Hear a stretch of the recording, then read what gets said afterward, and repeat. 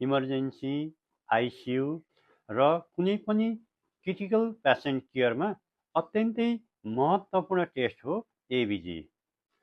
नमस्कार, म doctor Ganesh Kumar Shrestha.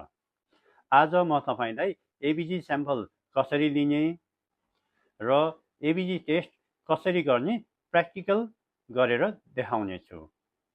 Video अन्तिमसम्म ध्यान दिएर हेर्नुहोला।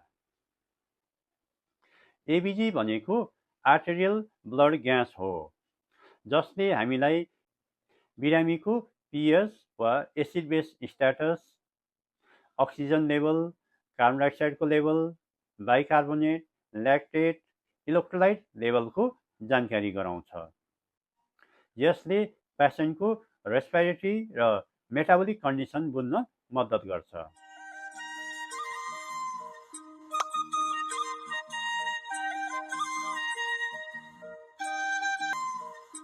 Preparation for ABG sampling. Heparin injection, 1 वा 3 ml को डिस्पोजेबल सिरिन्ज, ग्लोभ्स, अल्कोहल वा स्पिरिट स्वाब, त्यस्तै गरेर dry cotton, ice pack. ABG sample दिने कमन साइट हो रेडियल आर्ट्री। यो आर्ट्री पाल्पेबल नभएमा फेमोरल आर्ट्री दोस्रो अप्सन हुन सक्छ। होसमा भए बिरामीलाई नभए पेसेन्ट पार्टीलाई यो प्रोसिजरको बारेमा राम्रोसँग जानकारी गराएर कन्सेन्ट लिनुपर्छ।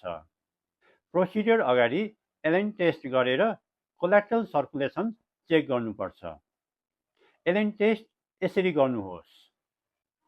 बिरामीलाई हात मुठी गर्न लगाउने, रेडियल र अल्नार आर्ट्री दुवै एकसाथ थिच्ने, हात सेतो भएपछि अल्नार आर्ट्री छोड्ने। 5 देखि 10 सेकेन्डमा हातमा रातो कलर फर्कियो भने यो प्रोसिजर सेफ हुन्छ।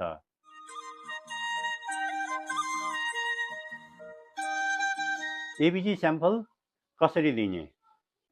सिरिन्जमा थोरै 0.05 ml जति हेपारिन तान्ने। हेपारिनले रगत जम्न नदिने हुँदा एकुरेट रिजल्ट आउँछ।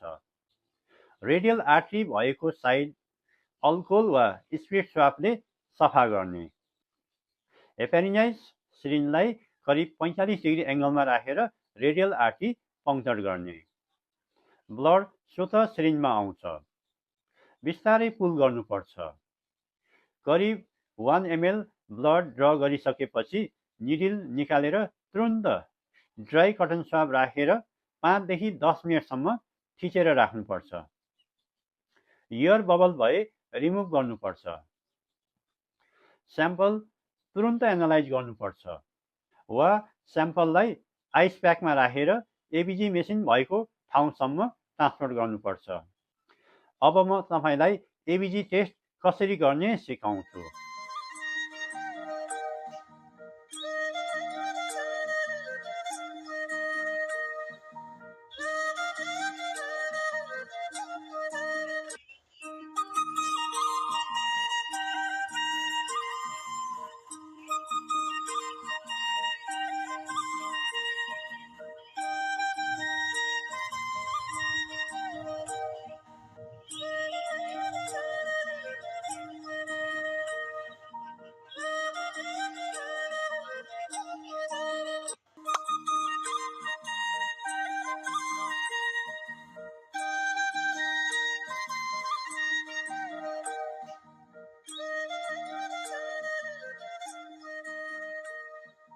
अत्यन्तै महत्त्वपूर्ण यो भिडियो सेभ गरेर राख्नुहोला। साथै साथीहरूलाई सेयर पनि गर्नुहोला। मेडिकल स्टुडेन्ट, नर्स र पारामेडिक्सहरूले जान्नै पर्ने विविध केमिकल स्किल्स र विविध मेडिकल तथा सर्जिकल इमर्जेन्सी टपिक्सको लागि मेरो YouTube channel doctor Ganesh clinical subscribe गर्नुहोला। साथै नोटिफिकेसन अन गर्नुहोला। एबिजी इन्टरप्रिटेसन गर्ने तरिकाबारे अर्को भिडियो लिएर छिट्टै आउनेछु। प्रतीक्षा गर्नुहोला। धन्यवाद। आयुष्मान भव।